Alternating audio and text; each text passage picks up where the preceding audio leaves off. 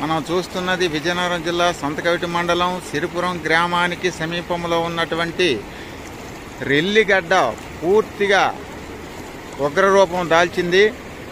మనం చూడవచ్చు విజువల్స్లో.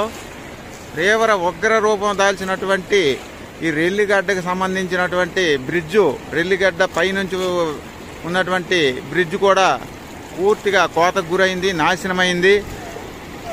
వాహన రాకపోకలు కూడా నిలిచిపోయాయి. సంతకవిటి నుంచి పొందూరు వెళ్ళవలసినటువంటి వాహనాలు కూడా పూర్తిగా ఈ రహదారి మార్గంలో నిలిచిపోయాయి. ప్రజలు ఎప్పుడు వర్షాలు వచ్చినా ఇదే పరిస్థితి నెలకొంది. ఎన్నో సంవత్సరాలుగా వర్షాలు పడుతున్నప్పుడు కూడా ఇటువంటి పరిస్థితులు ఎదుర్కోవాల్సి వస్తుంది. అదేవిధంగా మనం చూడవచ్చు ఏ విధంగా ఈ రెల్లిగడ్డ ప్రవహిస్తుందనేది మనం విజువల్స్లో చూడవచ్చు. పూర్తిగా చాలా వరకు ఈ వర్షాలకు